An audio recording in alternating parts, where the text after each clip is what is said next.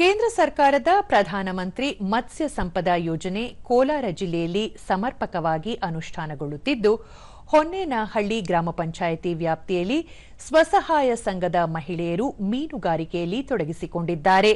ಜಿಲ್ಲೆಯ 29 ಕೆರೆಗಳಲ್ಲಿ 1 ಕೆರೆಗೆ 5 ಸದಸ್ಯರಂತೆ ಒಟ್ಟು 145 ಸ್ವಸಹಾಯ ಸಂಘದ ಮಹಿಳೆಯರಿಗೆ ಮೀನುಗಾರಿಕೆಯಿಂದ ಜೀವನೋಪಾಯ ಒದಗಿಸುವ ಗುರಿ ನೀಡಲಾಗಿದೆ.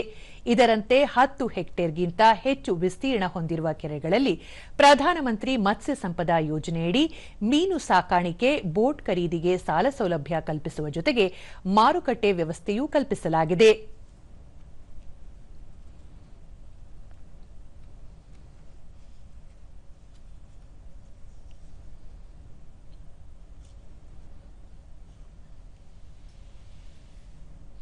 ದೂರದರ್ಶನದೊಂದಿಗೆ ಫಲಾನುಭವಿ ಸೊಣ್ಣಮ್ಮ ವಿವಿಧ ತಳಿಯ ಮೀನುಗಳ ಸಾಕಾಣಿಕೆ ಮಾಡುತ್ತಿದ್ದು, ಉತ್ತಮ ಲಾಭದ ನಿರೀಕ್ಷೆಯಲ್ಲಿದ್ದೇವೆ ಎಂದರು.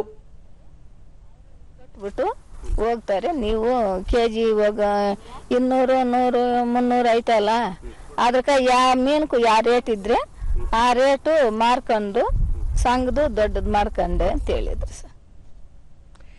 ಮೀನು ಕೃಷಿಕ ಅಯ್ಯಪ್ಪ ಪ್ರಧಾನಮಂತ್ರಿ ಮತ್ಸ್ಯ ಸಂಪದ ಯೋಜನೆಯ ಅನುಕೂಲ ಪಡೆದು ಮೀನು ಕೃಷಿ ಆರಂಭಿಸಿದ್ದು ಅನುಕೂಲಕರವಾಗಿದೆ ಎಂದರು. ಸ್ಕೀಮಿಂದ ಸುಮಾರು ನಮ್ಗೆ ಅನುಕೂಲಗಳಾಗಿದೆ. ಒಂದು ವೆಹಿಕಲ್ ಬಂದಿದೆ, ನಮಗೆ ಬೆಳರೋ ಒಂದು ವೆಹಿಕಲ್ ಬಂದಿದೆ.